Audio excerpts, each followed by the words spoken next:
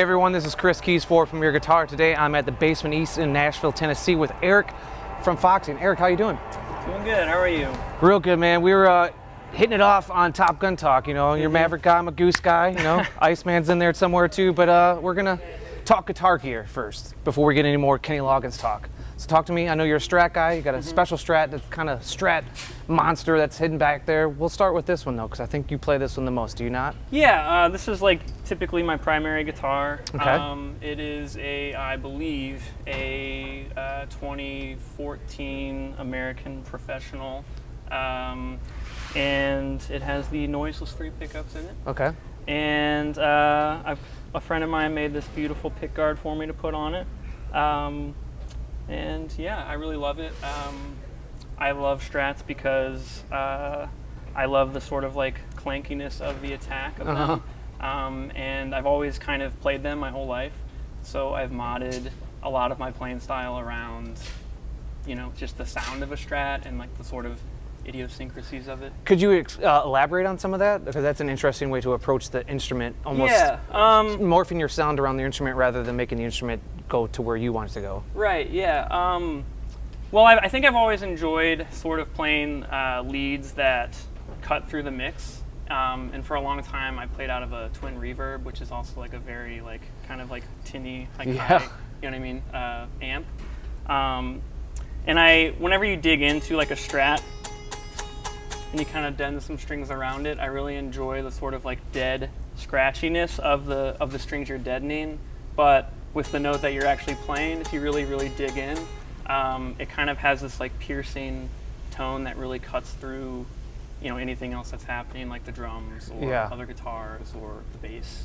And foxing can be dense at times, so that's key for you to kind of pierce through. Yeah, definitely. And I also, I don't know, I kind of, I enjoy being the loudest on the stage, so I often am told to turn down, and then I just don't sometimes. So do like one of those fake turns? Yeah, I do that. Oh yeah, you come over and you just kind of like, and then you don't actually move anything. So yeah. Now, is there anything, I see that you got tape on one of the volume knobs? Is that just because you get it gets in the way so much? Yeah. So there was a specific song of ours where I was playing like a sort of like a like palm muted like lead part like up on the fretboard, and I noticed that I was always laying my pinky kind of across the volume knob, and what would happen throughout the song is that eventually I thought I was losing signal, but I was actually turning the volume knob down. And so I would go through my pedals before only to realize that I had actually just turned my volume down. That's karma from everyone else telling you to turn down. You're turning yourself down. Yeah, I guess I deserve that. Yeah. So yeah. So that's just mainly so you stay out of your own way. Yeah, basically, and you know, if I want any sort of volume swell thing, I have a volume pedal. So yeah. Cool. And is there anything else we should know about this instrument? With the cool pick guard, got the tape job. Anything else you've done it to make it more your? I think the only other notable thing is that I kind of was I learned my lesson the hard way. I threw a bit of a tantrum one night on a stage, and I shouldn't have, and I kind of just took my guitar off and like let it fall. And when I did that, it landed like directly on like the sort of a bridge here, and then it split the guitar completely in half. Oh wow! So you can actually see where it split, right there.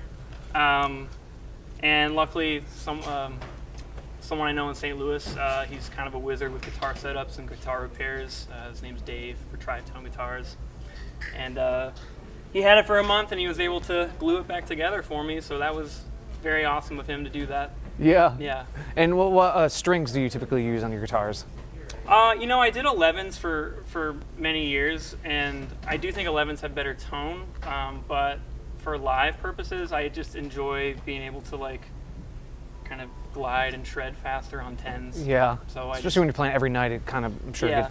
And you know, we have like I think a Diodario sponsorship, so I just use Diodarios. Cool. 10s. And are you guys standard all the time? What are any tunings you guys get into? Yeah. So with our older material, we have like a lot of open tunings, open E, and then capoed in various positions. Okay. And then we used DADGAD a lot as well. But ever since then, every subsequent record has been primarily in standard. Although on the new stuff we're working on, there's a lot of low down tuning, so I'm really excited for that. Yeah, because we were talking before, and one of the things you kind of talked to me and Perry about was like heavy. It's like you, so it makes sense that you guys are pivoting in that direction with maybe a little bit more of a nudge from you, being the heavy guy. Yeah. I mean, I think we've always kind of taken to heavy music, but you know, it was something that I don't think we ever thought that our band would ever do. But here we are. So, yeah. On the horizon. Yeah. Well, what should we know about the other two instruments you have behind you here? A Tele and, like I said, a custom monster that we'll get into too. So I'll start with the Tele. Basically, this is just like this is a pretty like common guitar. You see, it's just a 72 reissue. Always wanted one of these and got one after our gear was stolen about 7 years ago. Yeah, 2015 it was? Yeah. I really like this guitar. I think it's really durable. I think it's, for the price point, like it's hard to find a better guitar. Yeah. And I really like gear that is durable because I hate it when stuff breaks. Yeah. And I don't have any techs, so it's great when things work. Yeah. And is this like a backup to the Strat, or does this have its own moments in the set list? Yeah, I use this one in the set usually for the open E tunings. Okay. And then there's a song like Medic, where there's like a lot of tapping. It's open E, capo 5. And then just a couple other alternate tunings. One is tuned to like open E minor instead of open E major, so there's that. A little sadder vibes. Yeah, it's kind of interesting. But yeah, I solid guitar. I like having it on tour, especially. Different flavor with the humbuckers. Yeah, the wide range. It's a very different, different flavor for sure. And then there's this, which is like definitely very interesting guitar. Yeah, tell me all about it. Yeah, so this was made by Moon Guitars. I believe they're based out of New Jersey. And the person who runs that company and a close friend of the band, they worked together to make this guitar for me. And it's based on like the Blood Moon, which is the name of the model that this is. But they like kind of made it like this sort of sunburst color with like the black pickguard, because that's actually the exact like type of guitar that was stolen from us. Oh wow!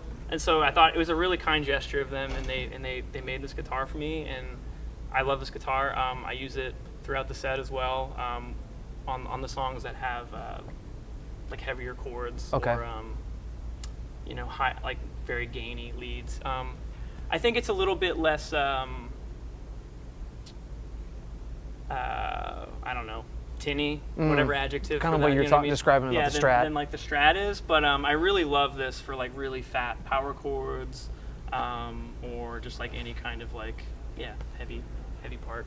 Two questions I got is, do you know what pickups are in there? Because obviously they're Strat, or I assume they're Strat style. And then I see a switch here, dip switch.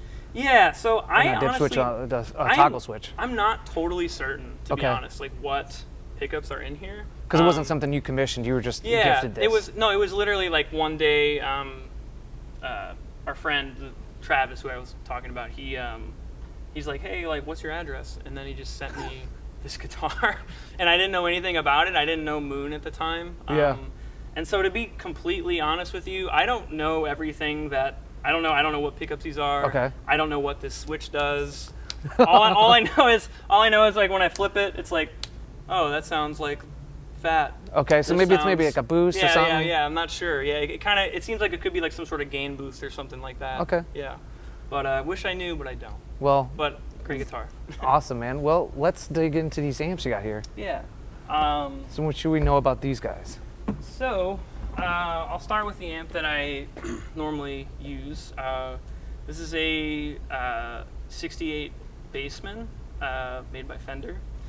And I've been told, I'm not like much of a gearhead myself, to be honest, but I've been told that this particular Bassman, if it has the black line here, even though it is a silver face, it actually runs the same circuit as like the 65 like black face. Kind of like a changeover. Yeah, so cosmetically silver, but internally more of a black panel. Right. Yeah. So they Yeah, I mean, to me, like I've never actually played out of a 65, so I guess I can't compare. But I've always really loved the sound of this amp, and again, like one of the things I really love about it is that it is never once broken on me. I've never had any problem with it on stage. On this wood cabinet Yeah. here for you. No, yeah, I mean, yeah, exactly. Like I'm gonna say this now, and then tonight it's gonna be a Shambles. nightmare, so yeah. How did you get to own this amp? So again, whenever our stuff was stolen, we just had to like scrounge together What you could. what we could, and we were in Austin when it got stolen, and I cannot remember the name of the shop we went to, but it was just like a vintage gear shop, and they had this for like I think they were selling it for like $700 or $750, Wow. and to me that is like the best money I've ever spent. Yeah. Because this amp I think is incredible. Was it fully operational when you got it, or Yeah. did you have to? Oh, No, okay, wow. it was a really good deal. One notable thing about using this amp though is that I use it through this orange cab. Which is an interesting pair. Yeah, mainly because the ohmage doesn't actually match up. So this is a 16 ohm cab and this is a 4 ohm head, which like everyone says is like, don't ever do that. Yeah. And I don't know, I've done it. It worked. I mean, 4 goes into 16 if you want to break it down that way. Yeah, I don't know. I mean, I don't know the science or the electricity or how that whatever, but like it, it works, and that's all. Like it sounds good and it works. Yeah. That's all I care about. Clearly. So then this right here, this is a Mills Custom Foundry. Mills Custom is an amp company out of St. Louis, which is where we're from, and our friend Justin Mills makes these. And I brought this one on tour for 2 reasons. One, because I wanted to kind of try it out like every other night or so with my rig to see like just the differences. But also like serving as like, again, if this did go on the Fritz or like, the other guitar amp goes on the Fritz. We got something. Got something right here. So I really love this. It's like it's a 3-channel amp, I believe, and it's got clean and then 2 different drives, and it's really awesome. Now, do you know if this one is more compatible with the cabinet, or is this? So this one actually is compatible. Yeah, this one actually can run 16 ohms. Okay. So probably would make more sense, to do it that way, but hopefully if there's any like people who know about electricity, they're not judging me too hard. So. Yeah, well, they're not on stage playing guitar, you know what I mean? So let's dive into pedals, man. You got 2 boards, let's check them out. Yeah, for sure. All right, Eric, this is my favorite part of every rig rundown we do. Whether I'm hosting or I'm behind the camera, it's pedalboard time, and I love that shit. So let's get into pedals, man. Where should we go? What's kind of like, let's start with the KTR. It's a cool story. Yeah, so, I've the Klon KTR. Obviously, like, the Klon Centaur and, all the vintage Klon stuff is, like, very sought after. Legendary pedal. So, yeah, in 2018, we were doing a tour on our 3rd record, Near My God. And the people, or someone from Klon, who I've kept in touch with, came to the show, and they just gave us, I was doing merch, and they came to the merch table, and they were just like, hey, I work at Klon, and I'm a big fan of your band, and everyone at Klon is, and so here's 2 KTRs. And I was like, oh, okay, like, do you want like money? And he was like, no. And I was like, cool, yeah. That's a red. Well, thank you so much. And then he bought a shirt and just left. So not only did he give you 2 pedals, he bought some merch too. Yeah, it was really kind. That's a really cool gesture. Yeah, and I use that pedal all the time. Kind of speaks for itself. Great overdrive. Yeah. Clean boost, whatever. We see them all the time, and so it's kind of, sometimes people use it all the time. Clean boost. Sometimes people use it, like Perry is saying, like add a little grit to your already overdriven sound. How are you using it? Because it is such a versatile pedal. Yeah. So for me, it's like my primary overdrive. So I mean, it's just like. So like if it's not like completely clean, that's on. Yeah. Correct. Okay. So like it's really kind of like the I guess second stage of gain for me. So but it's like the first thing that like actually gives like real breakup. Okay. You know what I mean? beyond just clean. Can we hear it just without it? You kicked it off, so let's hear it bypassed, and then we'll have it on. Yeah. So Just your normal amp. Yeah. So I have a little bit of reverb and delay that just kind of stay on. So that's just the clean, and now with the clon.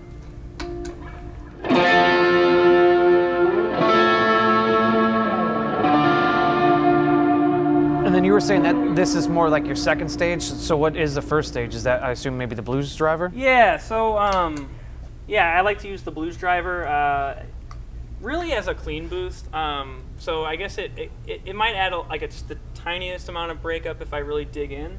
But I really like to use it as a clean boost because there's a lot of moments in our set where I'm starting like completely clean, but then other instruments will come in, and so I kind of want to match the volume, like the sort of like lift in volume, like with the rest of the band, without adding compression or without like adding breakup. And so that's kind of what I use for the blues driver for. And so I don't think there's too much difference in it right now. Let me see. No, just a kind of volume. It's very slight, yeah. So I mean, like if I'm, you know.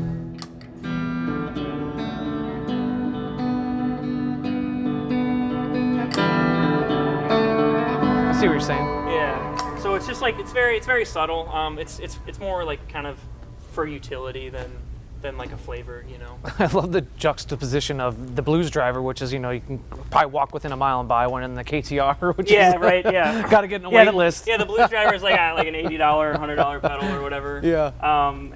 But you know what? I think the blues driver and really all Boss pedals, I think, again, stand the test of time, man. Yeah, they really do. And like the blues driver is a really solid pedal, even if it's the only pedal you have. Yeah. And it's a really solid overdrive. And it's incredibly durable, which is, again, something I love. Yeah. So, name of the game for you, Eric. Yeah. So let's keep moving along. What do you got? What else? What other toys you got? Yeah. So my kind of like really raunchy distortion is a electronic audio experiments longsword. Again, another situation where they kind of just gifted us some pedals, and I think they're a great company. So. Yeah, I'm really grateful for that, for them. You're making some good friendships. Yeah, we've been really fortunate in that regard. And then I have this Pog 2, which is one of the biggest parts of like my live playing, honestly, because I'm really into making the guitar not sound like a guitar, and particularly like making it sound like a synth. Yeah. And so I'll use like the Pog 2. For stuff like this, you know, play the same chords.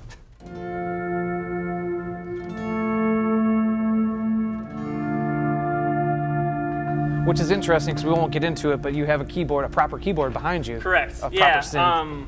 So one thing I really enjoy about playing synth style stuff on guitar as opposed to like an actual synth is that I find that whenever you make those sounds with a guitar, it has like a more sort of like, I mean, it's naturally a bit more lo-fi, and so it kind of has like a more organic or like, you know, just like a different sound to it. Yeah. It doesn't sound as like computerized or like or digital. You know, it sounds like very. There's fluctuations in like how you hit certain notes. You know what I mean? There's a lot of different like factors. It sounds a lot more human. Yeah. This is what I'm looking for. And so I use that like constantly throughout the set, either for ambience, like in like sparser sections of songs, or as transitions between songs. Okay. Like I'll set up the next song by playing chords in the key of the song that we're about to be in to kind of help Connor, our singer, kind of hear like where he needs to start at, and also just fill the space. Yeah. So.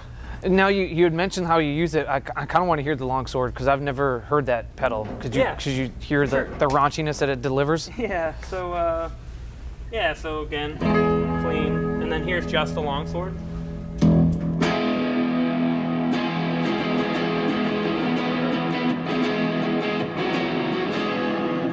Now, do you ever run all three of them or any combination? Yeah. Okay. So typically, you were waiting for that one. Yeah. So typically, whenever the longsword comes on, that's when like all three of these are on with it. And so I have the longsword kind of set to like a more like muddier gain because it adds a lot of like body to like everything else that's happening. So.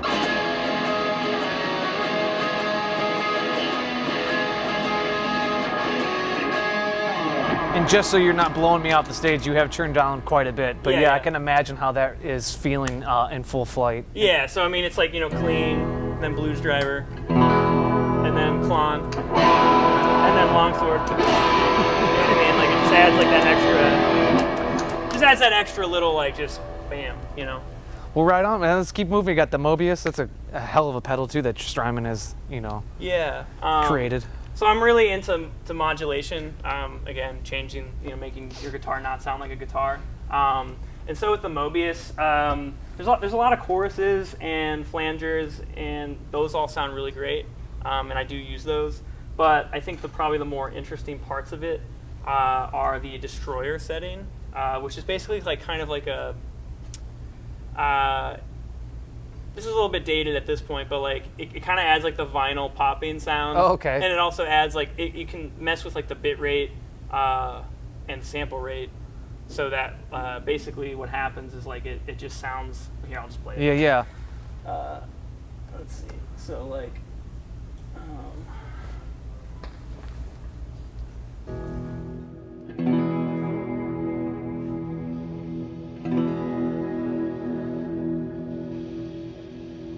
It's funny because so it kind of gets that sound, and it can get more extreme too. It can be. It kind of reminds me. I'm sure it's a precursor, and I'm sure the Strymon fanatics will tell me if I'm right or wrong. It's probably a precursor to their pedal they came out with. I think it's called the Deco. It was like a tape saturator, and it kind of has that vibe where you can dial in that analog. It's definitely sound. similar. I think that when the Mobius came out, that whole Destroyer setting was like fairly unique at the time, and then the sort of lo-fi pedal thing really took off. Yeah, after that. And now there's like a ton of pedals that even take it even further.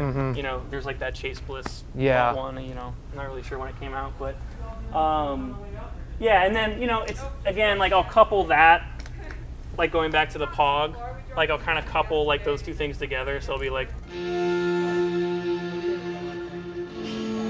Yeah. You know what I mean? So it kind of there's different ways to kind of color. It's like my radio station that's going out of tune as I leave the county. Yeah, right. Yeah, and then the other setting I really love on it is the pattern tremolo, which like this one doesn't have much of a live utility, but it has a great studio utility. Okay. So I have to like kind of program it. So I'll just do some random thing really quick. But basically, what I really love about it is that you can kind of like come in here and like just like program like a certain like number pattern on each beat up to 8 beats. Dang. And then it just replicates that pattern. So I mean, like for instance, like let's turn the depth up.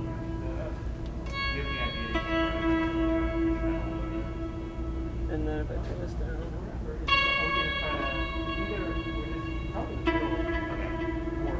It's a very interactive pedal. Yeah. And if you really like turn it up, like the depth up like all the way, and like you really dial in the pedal, it kind of like has this like super choppy like pattern of notes that like comes out, and it sounds kind of like Morse code. I've used that a lot for like studio tricks and stuff. Really, the Mobius for me is like just something I like to use for like color and kind of add. I add it in the studio for synths a lot and samples and things. So yeah, that's the Mobius. Moving up to the top row there, we have a trifecta of delays. So riddle me this, Eric. How are you using them, and how are you using them differently? Because obviously each pedal on their own has a formidable force, but 3 of them. Yeah. So yeah, I have just a Boss DD7. I use that for like any sort of like digital delay, and that is kind of more for things where I'm like trying to get sort of like a, like an edge type sound, like a. For that guy. Yeah. Things that kind of like blend like that, But then after that, I have an MXR carbon copy and a Trinity reverb, and those are basically pedals that are just always on. Okay. I never turn them off. Always part of the recipe. Always part of it, because for me, I just really enjoy the sort of like wash they add. I think it makes the guitar just sound bigger, and I think it really just adds a flavor that I'm very into, and for me has become a part of like the sound of playing guitar in this band. Just kind of like a hazy sound. A little bit of movement, a Yeah. little something, so it's not so sterile. Exactly. And then how are you using that DL4, the monster? So the DL4 I use to like loop like little sections, like in between like little ambient sections. So, Okay.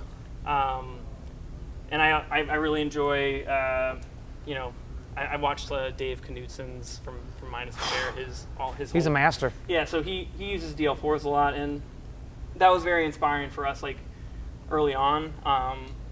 And so, you know, like, if you just loop, like, a quick thing, like, you know, something like this.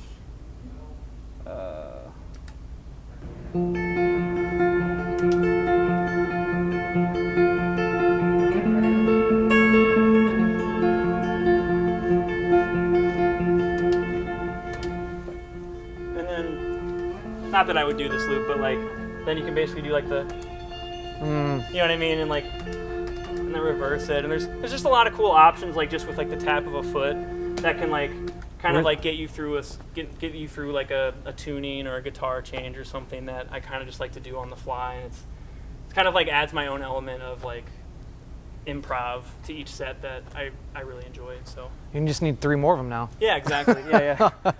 Now, as we wrap up this pedal board, is the stuff to the right dedicated to the keyboard, or do you put your guitar through that as well? I put my guitar through this as well. Okay, so what's going on here? Yeah, so this is like this setup is like new to this tour, Alright.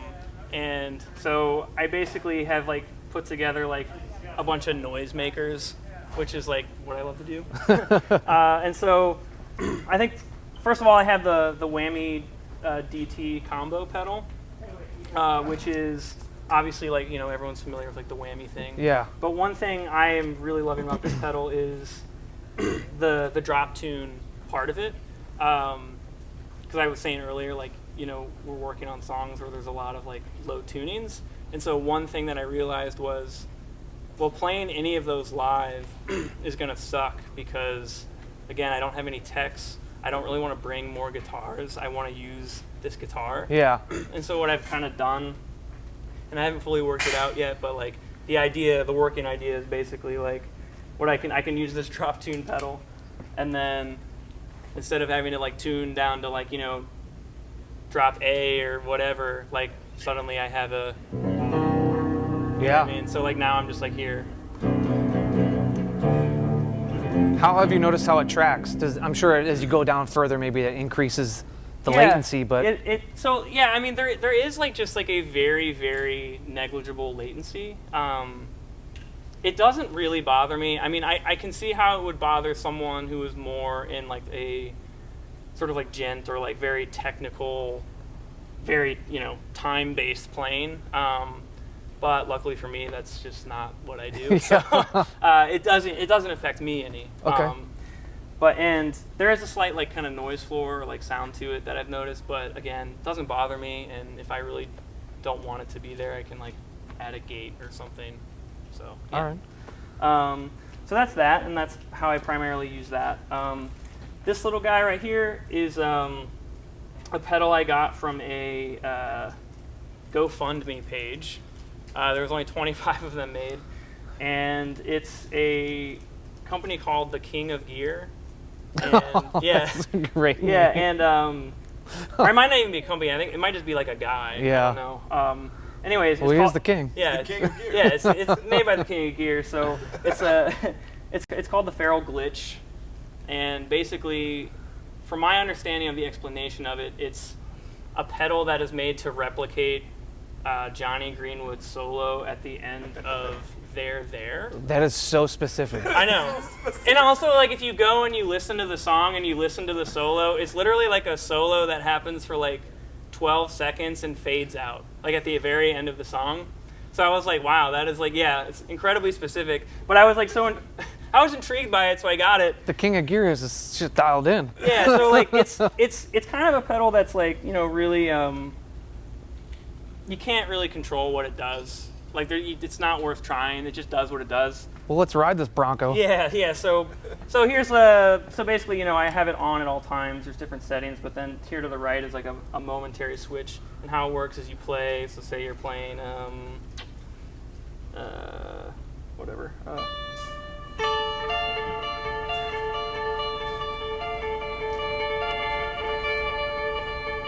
So it catches like parts of what you're playing as long as you have your foot down on the switch. And then if you really want to like mess with it, you can turn like the timing knob on it, and it gets really wacky. Oh wow.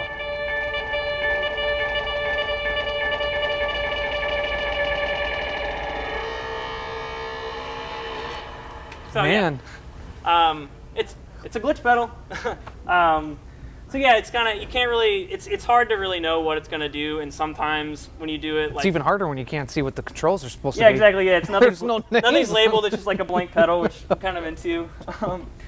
And then next to that, I have a hologram electronics microcosm pedal, Oh, that does a lot of things. which does, yeah, it's hard to describe what it is. I saw someone describe it as a texture box, Yeah. which I find see to be that. very, you know, I think it's a good way to put it. Yeah. I'm not going to pretend to understand how everything on it works. I mean, I understand what the knobs say. Yeah. I don't always know what they're doing. but anyways, I like to use this for, like, again, more ambient stuff like during our set. So let's see, let's try.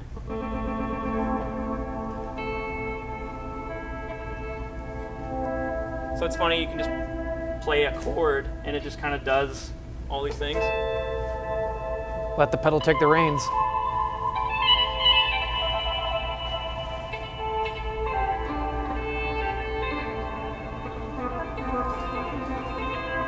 So that, I mean, and there's like, I mean, literally, I mean, there's probably like 30 settings, like presets on there. Yeah. I don't know, let's do another one. This is like an ARP sound. So it's funny with these because I can just play like one staccato note, and it like does all these things. Well, it's not right now.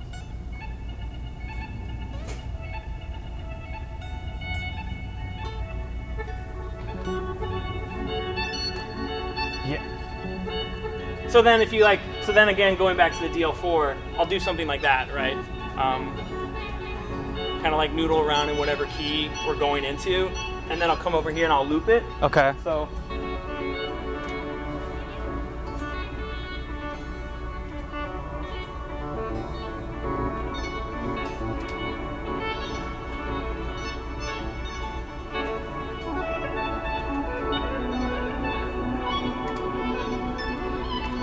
It's time for you to go get a drink at the bar. Yeah. Now I'm good, ready for the song. So yeah, and then there's lots of options there. But yeah, and so I just like things that make noise and give me options for different textures like throughout the set, so it doesn't get boring, you know. Keep you on your toes, man. Yeah. And you got two remaining boxes up there. You got the Black Fountain and something from Walrus. Yeah. So I have a Walrus Deep 6, which is a compression pedal. I have mixed feelings about compression pedals on boards. I like them sometimes, but I don't. I really enjoy having the ability to dig in and like make things very dynamic.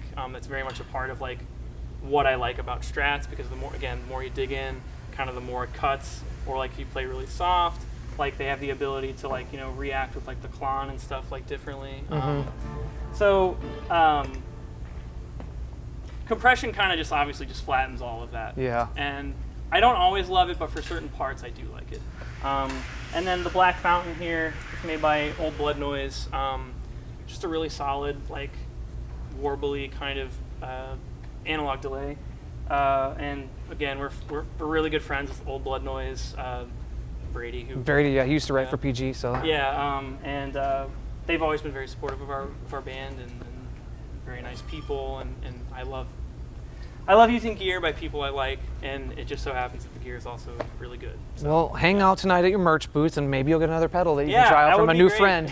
That would be great, yeah. Well, Eric, thank you so much for talking to us and sharing your gear conquest and what you guys got coming up next. Everyone stay safe, keep rocking, and check out Foxen.